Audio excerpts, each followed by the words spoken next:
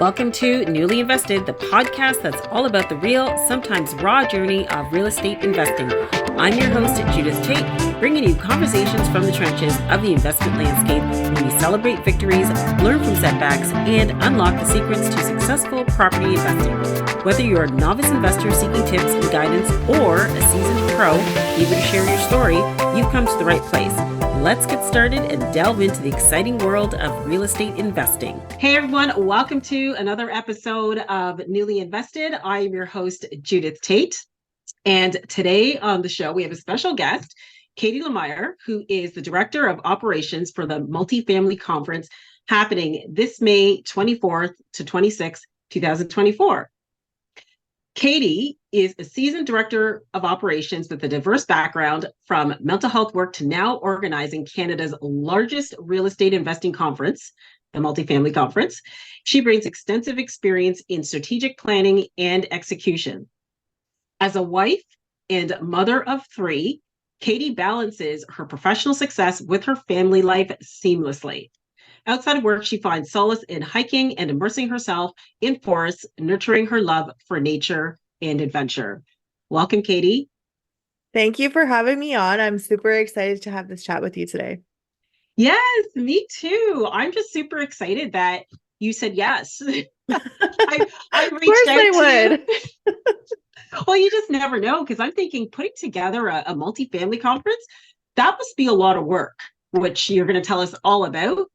And I thought, okay, because I'm going. So I'm super excited to go. And I thought I would love to share this with my audience. And I thought, well, I'd love to reach out to Caydie, but I'm not sure if she'll accept, but I'm just going to do it anyway. And then when you responded, I was like, oh my gosh, this is awesome. Yeah. No, honestly, I'm really excited to speak with you today, especially to get more word out and brand awareness of the Multifamily Conference. It's one thing that our branding is kind of all over the place, but having more of the personal level where I know Seth does some podcasts.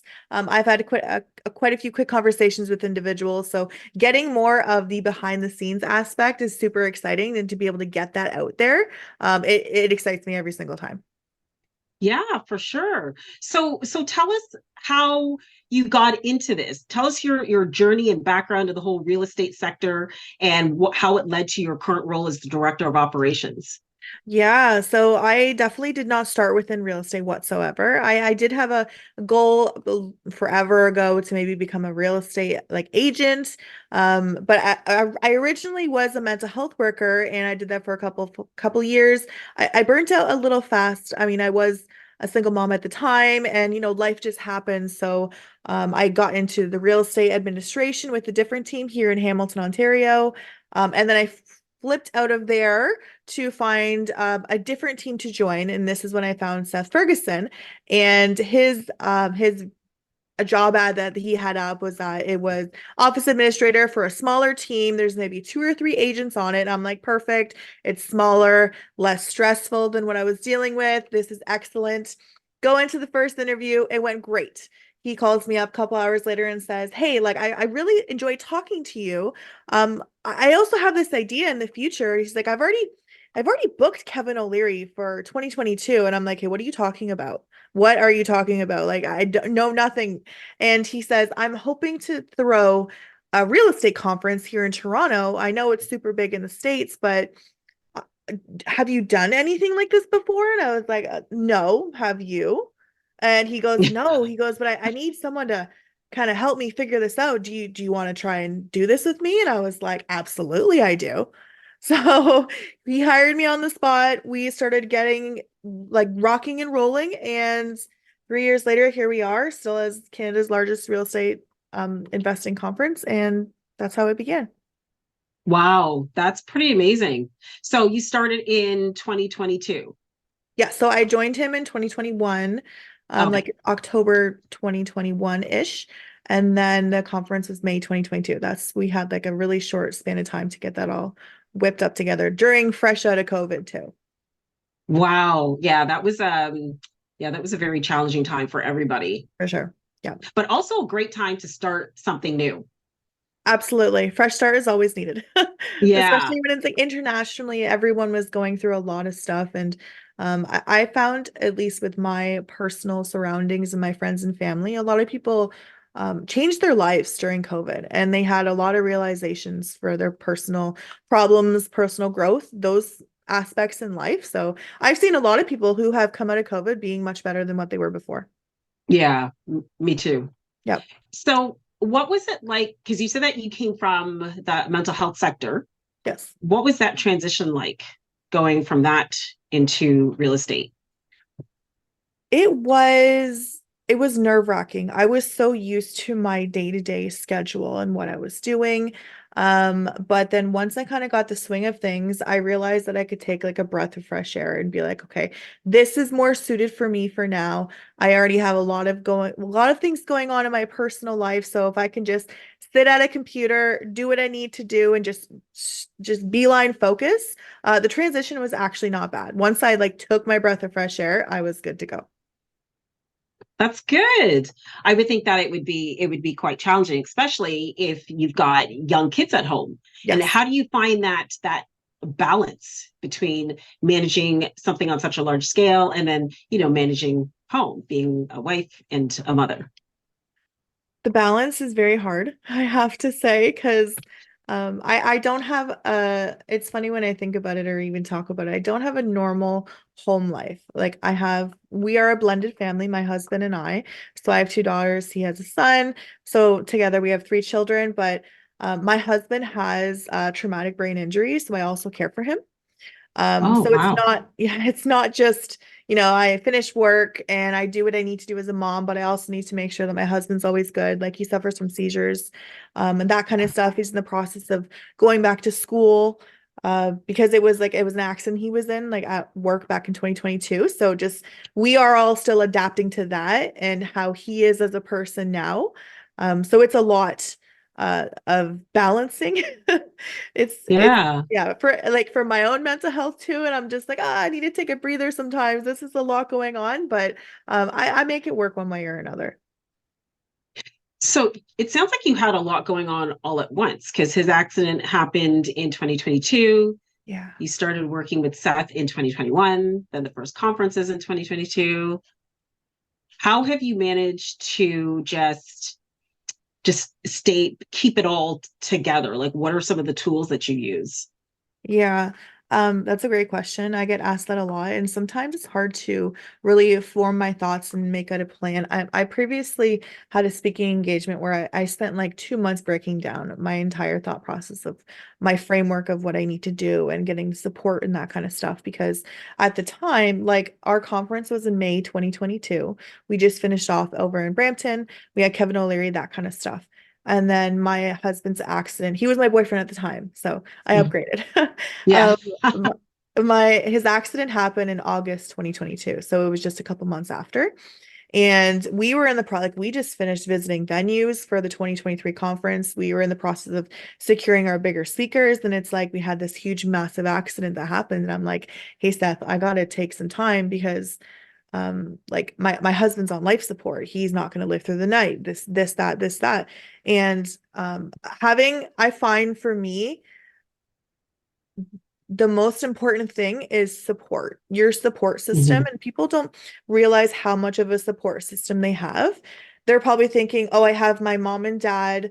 I maybe have a cousin that can support me or other family members, but people don't really realize the support system they can have, even just from colleagues or acquaintances Yes. that you have, right? So Yeah. being, I was pushed to be vulnerable in the moment and have to rely on people that I normally would never ask for a favor, rely on, ask for like, just some questions for support.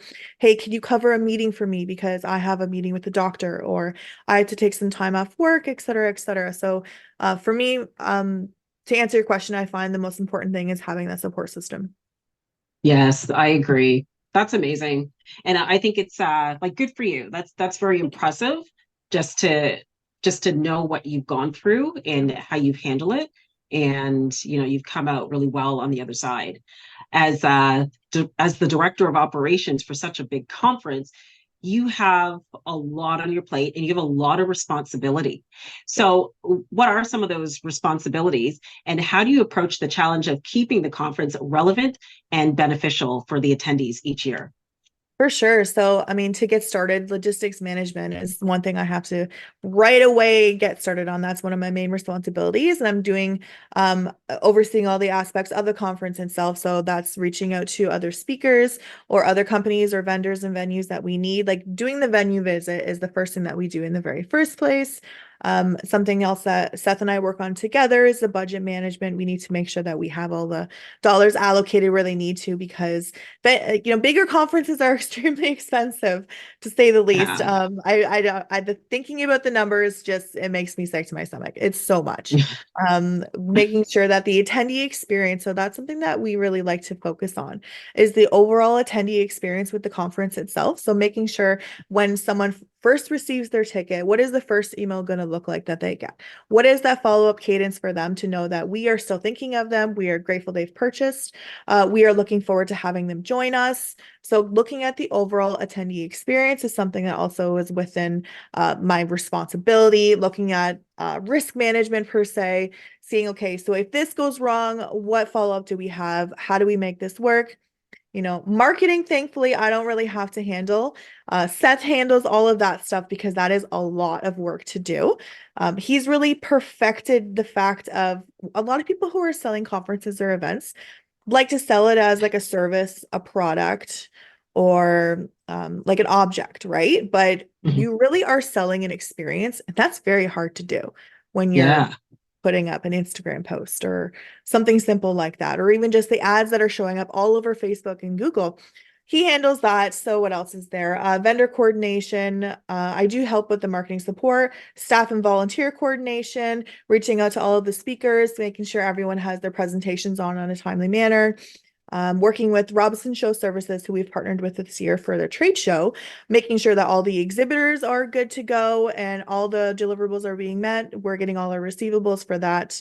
What else is there? Sponsorship management too, making sure that all of our sponsorships that are coming in, graciously joining us at the conference are accounted for. All the money is being allocated as well.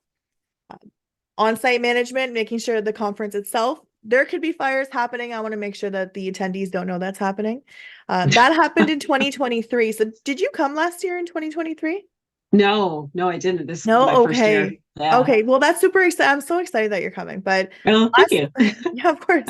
Last year we had quite an event happen, and a lot of our attendees had no clue it was going on, but like our registration process had failed. The registration app wasn't working, and it was just chaos on the day of. But as director of operations, having to keep the team, okay, it's okay, let's get through this, let's do this XYZ instead. So I mean, I could keep going with responsibilities, but we'd probably be here for like 2 more hours.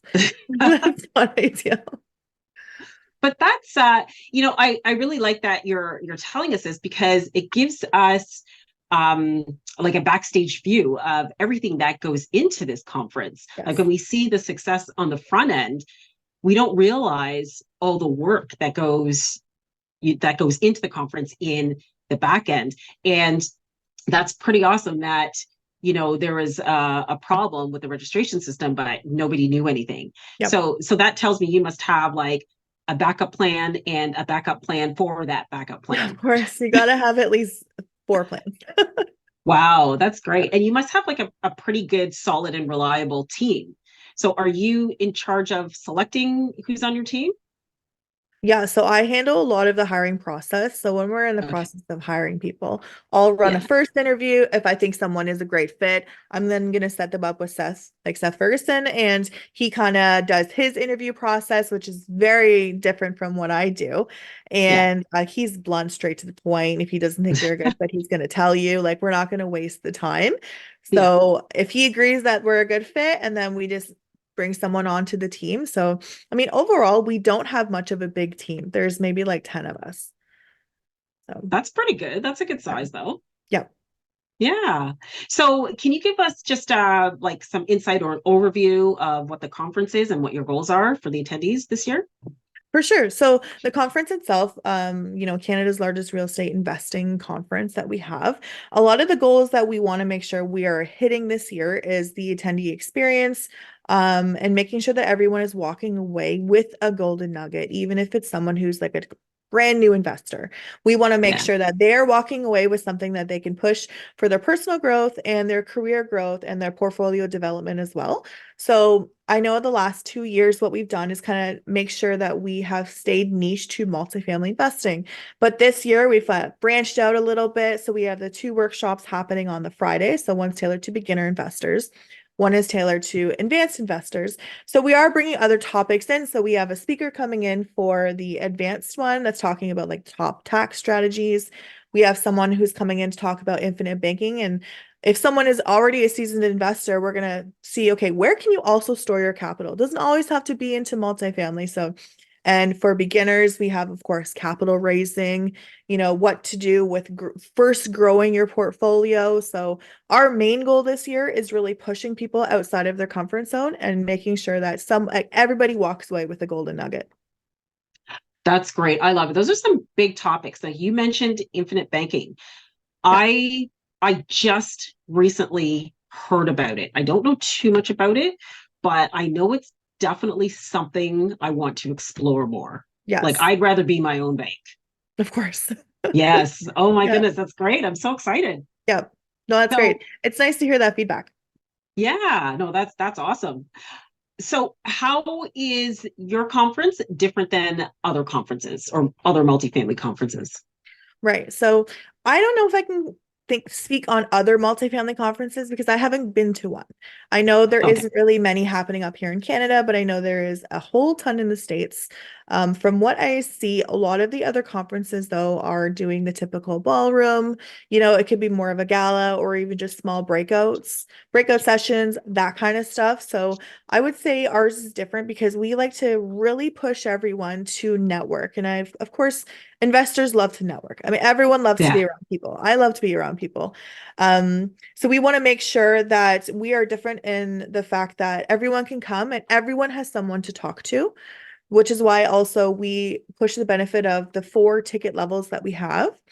Because someone who's a new investor is not going to go purchase a VIP and be, you know, overwhelmed in a room where there's a bunch of millionaires with over Yeah. 100 doors or 200 doors, right? We want to make sure that everyone is comfortable with who they're networking with, especially if they know it's someone who's maybe on the same level as them, as like a platinum level ticket who is just managing their portfolio. It's kind of mid-size. They have more people to relate to. Mhm. But having a conference, because I've been to a couple where it's everyone's just there in the room, which is fine, but there's no differentials between the people. And I'm not saying that needs to happen, but we want to make sure that all of our attendees who come can not see, but feel the difference and know who they can network. They're comfortable with networking. And again, they walk away with that golden nugget. So for us, I feel like that's how it's different. And we Yeah. like to make things fire on the stage, super fun speakers. Everyone has a great time. That's how I say that we are a bit different in Canada. Oh, that's great. I'm excited and looking forward to it.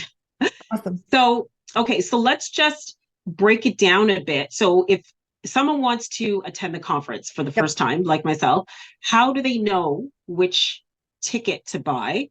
And with the workshops, there is a beginner and an advanced, Yes. correct? Yes. So, and then how do they know which workshop they should be joining? For sure. So it really comes down to, again, your comfort level, Mhm. what your portfolio looks like, what you're actively doing, maybe what kind of company that you're with. I think the first step would be seeing if anyone in your social circle is planning on attending as well. Because then Okay. you can maybe compare, okay, this person purchased an Elite Plus workshop. Okay, so why did you purchase that? Awesome. But I could see how that could be a good fit for me. So Hmm. something that also we have because we have an entire phone team who calls all of our people who are interested in purchasing tickets. They have like qualifying questions where they really want to get to know you, your portfolio, your goals that you have in mind, maybe challenges that you're having as well. So they're going to be able to suggest which ticket to go with and to see how it can align with, again, the challenges you're facing, the goals that you have for yourself, what your portfolio looks like, and how fast you're looking to scale.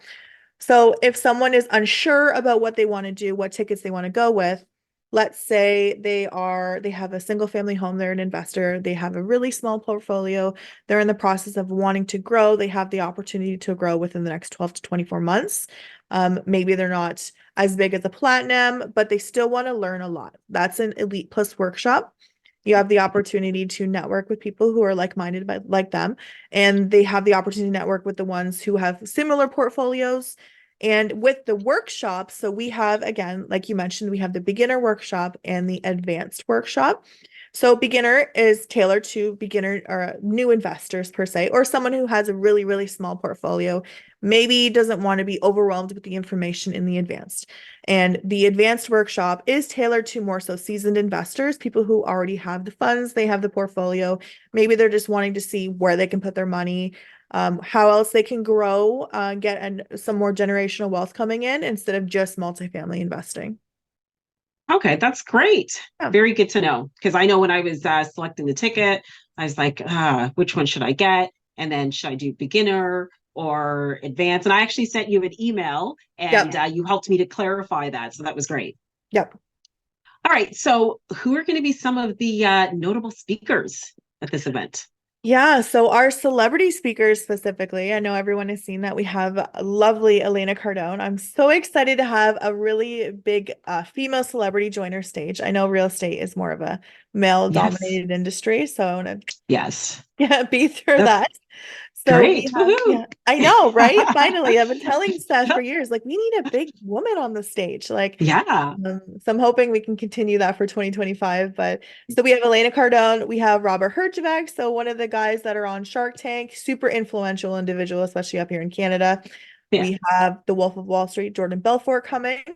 So that's super exciting too. But I have to say it's Uh, so funny because a lot of people, like if I'm talking to individuals who are possibly wanting to come, I'll tell them who we have coming and I'll mention like Jordan Belfort. They're like, oh, we don't know who that is. And I'm like, you've seen the Wolf of Wall Street movie? And they're like, oh my gosh, yes, has to okay. be there. Yeah, you'd be Yeah. surprised how many people don't know his name. Yeah, It's, I didn't know that either, yeah. but I'm going to look him up. Oh, have you watched the movie? No, I haven't, but I've heard of the movie, definitely. Yeah, Yeah. yeah, definitely. It's a great movie to watch. Just make sure there is no children present whatsoever in the room Oh, okay. at all. He's had an exciting life, but so we have Uh, other. Sorry, go ahead. no, I said, oh, okay. Yeah. I'll have to watch it now. Yes. Yeah. It'll definitely give you some insight to who he is as a person, but very influential individual, especially within the business sector. And so we have Nadeem Keshavji. So he is the owner of Greenbirch Capital. He's from out west in Canada. So he is super well known to, like as well out there. So we're kind of wanting to bring him over here. We also have Brad Blazer. So he's a speaker from down in the States. I believe he's Mhm. in Florida. Don't quote me on that, but he has basically raised billions of dollars. He is the expert at capital raising. And we Oh, have Brad Sumrock joining us again. I know he was a huge hit last year with our crowd and with our attendees. Everyone loved him. We do have a possible secret speaker joining us that I'm ooh, not allowed to say, so that's a little bit of an official announcement right now. But okay. yeah, Seth Ferguson, of course, we have gone the stage. We are also doing a panel, which I believe is happening on the Sunday. So we Mhm. have other super influential people within the multifamily world that are joining us. Some of them are coming up from the States as well. Oh, that's great. So, Yeah. how are all the speakers selected? How are they selected? That's a great question. Yeah. So we have a ton of people who reach out to us and they're like, I want to be on your stage, et cetera, et cetera. So we have an entire process. I have like basically a speaker application. I would send them out to the individuals. They're going to tell us their bio. They're going to send us their headshot. They're going to send us any like past speaking engagements that they have. We'd like to see if someone have been on stages, what their stage presence is like. I mean, to be honest, if it's someone who's kind of a bit drab and boring and it's not an exciting, it's not a lot of great educational information that our attendees could take back, we're not going to go with them because we want to make sure whoever comes onto our stage is, they have that dominant personality where they can grasp Yeah. somebody's attention right off the back. So there's an entire process, and they're going to give us like three proposed topics. we're going to think about what the topics are like. See, it's like, okay, so we know some attendees want to join us to learn about XYZ. This topic would match up perfectly, let's say, with our elite attendees or our platinum attendees. So going through all of that, seeing still, even if it works with their schedule, if what our package we can offer them is what they're looking for. So it's not just like you're in, join us on the stage. It's quite a long process for people to join. Wow, that's good. So it's nice to know that they're very carefully hand selected. So Yes, that's yeah, we good. don't we don't just let anybody come on the stage. Yeah. Excellent. Okay, so what new trends or innovations in the multifamily sector can attendees expect to learn more about during the conference? So that's a great question. And I know for me, in my opinion, again, I'm not a multifamily investor. I don't know too much about it, but I feel like the fact that we're kind of niching a little bit away from only multifamily investing.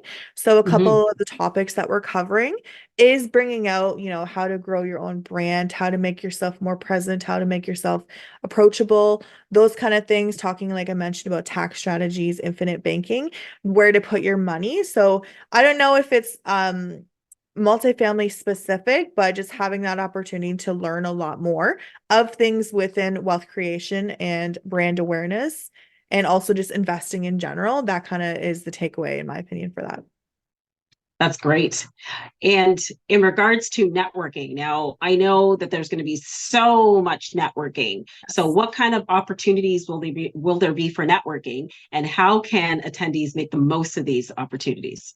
Yeah, so we definitely have jam-packed weekend of networking, that's for sure. So Okay. if people are joining us for the Friday workshop, right away off the back, you get an opportunity to network with maybe 800 people before the conference even begins. So that's all day Friday happening. Breaks obviously available. You have a chance to network during the Yeah. lunch period as well. So on the Friday evening, we have a Friday night welcome back, like MFC networking mixer.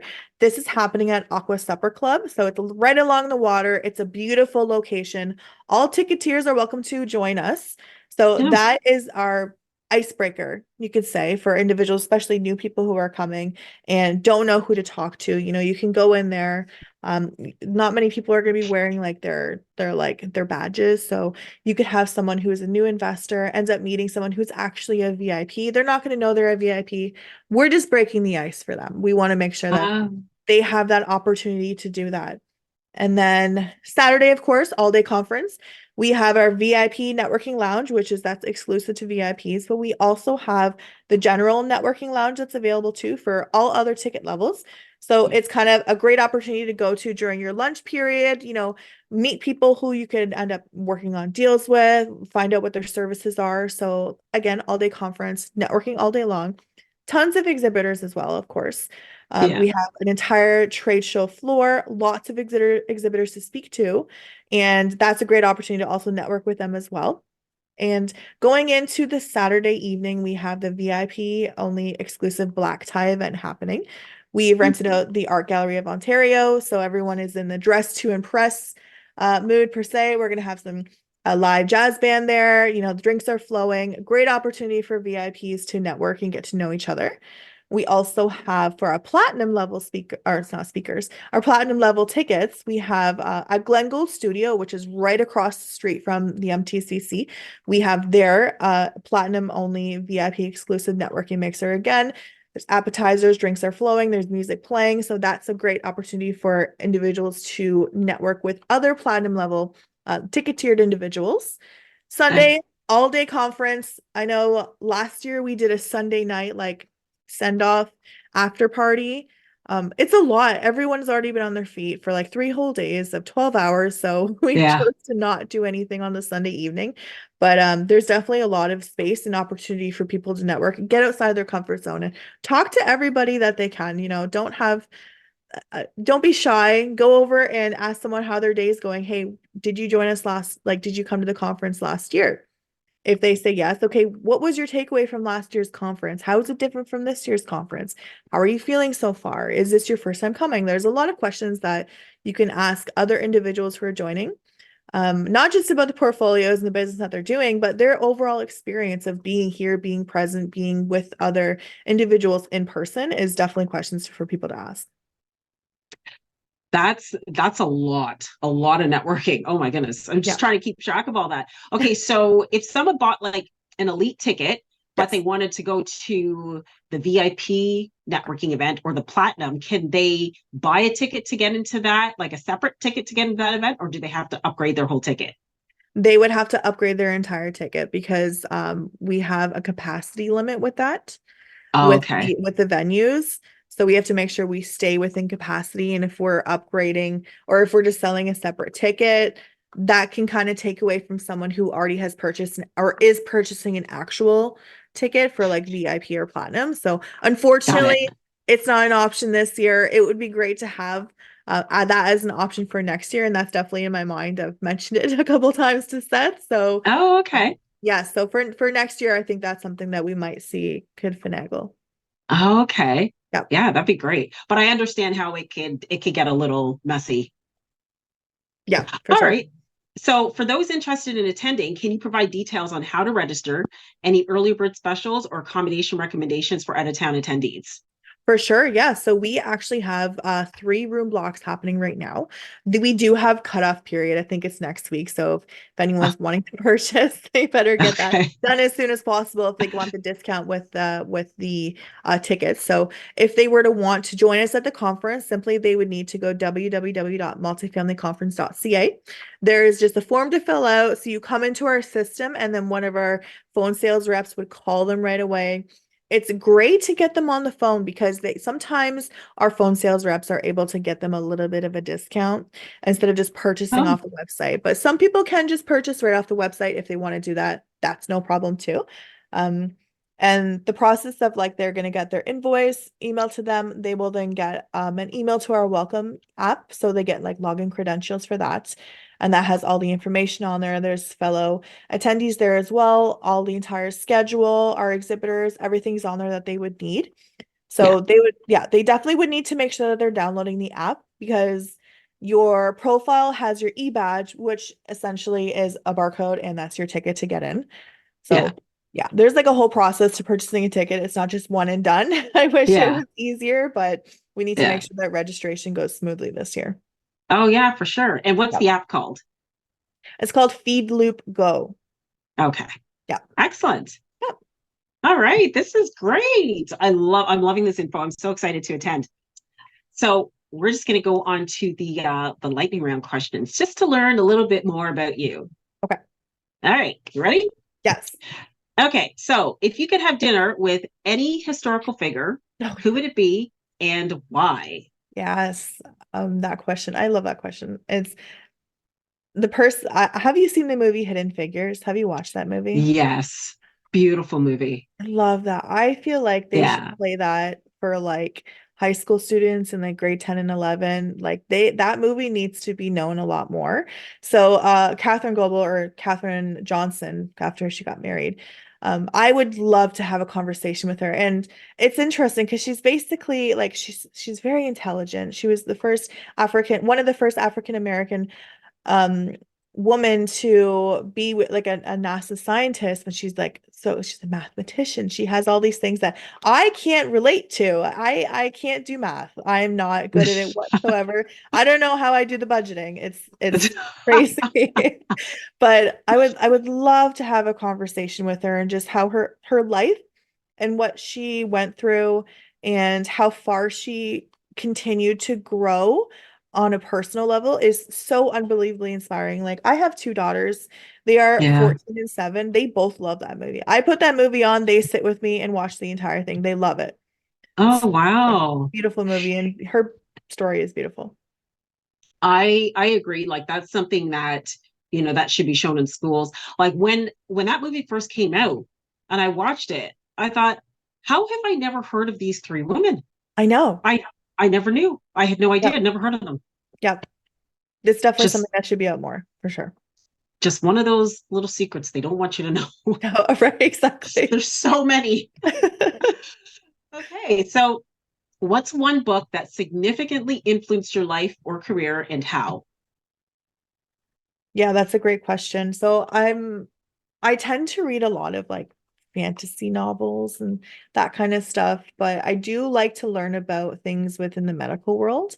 And I came across this book called When Breath Becomes Air. And it's by a neurosurgeon that's down in the States. Unfortunately, he has passed away, and you learn that in the book. His Yeah. name is Paul Calanthi. I'm not the greatest at saying his last name, but Okay. basically, the story itself is he wrote the whole book. He ended up finding out that he has like stage 4 lung cancer. So a lot of individuals, of course, I mean, I can't relate to it fortunately, I haven't acquired cancer. I feel for everyone who has, but going through the process of learning the stages of knowing you're going to pass away, like there's nothing you can do about it. How do you look at life differently? How do you understand it and not just on a religious level? You could say. So he looks at it entirely different perspective from also like the medical point of view. And so it gives you, like I said, a new perspective on living and dying and embracing the moment and what he felt, what he went through, that kind of stuff. So yeah, When Breath Becomes Air is, I would say that changed my entire life reading that book. Oh, that's excellent. I love Yeah. it. So, one more question. Mhm. What's one piece of advice you would give to your younger self? Oh, that question is a great one. If I were to simplify it, I would just tell her that, like, I would say to her that you are enough. You are. Yeah. I know as teenagers, you go through a lot of things that you think is the end of the world, but things do get better. I mean, I became a mom at 17, and the decisions I made at a really young age, I didn't think I would ever get to where I am today. So knowing that I would tell her that she is enough, and there's more reasons to not give up compared to the small amount of reasons there is to give up. So I would just say, don't give up, and you are enough. Oh, that's beautiful. I love it. Can Yes, don't I give up. Yeah, can I Yeah. ask you what's Yeah. one piece of advice you would give your younger self? Oh boy, probably very similar, like along the lines of don't give up. You are enough. You are perfect, whole, and complete as you are, and everything is going to work out. Right. Yeah, I love that. I think. Yeah, I think just especially going through just looking at where I was, even at the start of my career when I started in policing in 1997 and up to this day, just looking back at the progress I've made, and just the doubts and the fears and Yep. everything, and even from child, like I actually had a really good childhood, but I do remember my childhood being um there was a lot of insecurity because I grew up because of where I grew up, Right.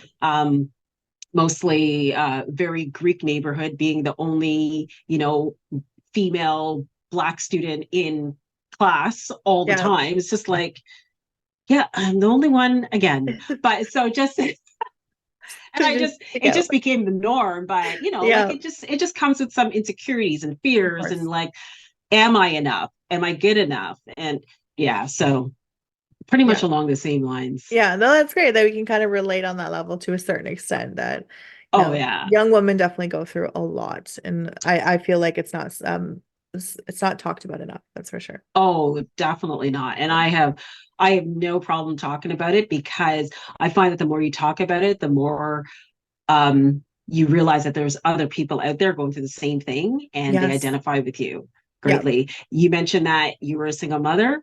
I was a single mother as well. And it was tough. Yeah. But look at it. We're both killing it. Yeah, oh, yeah, for sure. That's for sure. Yeah. I love it. Yeah. Yeah. Well, thank you so much, Caydie, for joining us today. This Of is this course. is absolutely great. I'm looking forward to sharing this with our audience. I'm looking forward to attending the conference, and I'm looking forward to meeting you in person if you're not going to be too busy that weekend. I'm I sure will. you will be. Yeah, I run around with a chicken, like a chicken with my head cut off, but I definitely will make sure if I see you, I'm going to come running over to you. I'm really looking Yeah. forward to meeting you in person, and I really appreciate the last hour that we've spent together and having this Yes. conversation. I really do appreciate it. Thank you for having me on. Oh, thank you so much for joining us. course. All right. And thanks to everyone for watching. We'll see you next time on another episode of Newly Invested. Happy investing. And that brings us to the end of another enlightening episode of Newly Invested. A huge thank you to our guest and to all of you for tuning in. Remember that investing in real estate is a journey filled with highs and lows, but the key is to keep learning, keep investing, and keep growing. If you want to stay updated with our latest episodes, don't forget to like and subscribe. And if you enjoyed today's episode, we'd appreciate it if you could leave us a review. This is your host, Judith Tait, signing off, and we'll see you next time on another episode of Newly Invested. Happy investing! The views and opinions expressed are those of the host and guests and do not necessarily reflect the official policy or position of the podcast. The information shared in the podcast is for general informational purposes only and should not be considered legal, financial, or professional advice.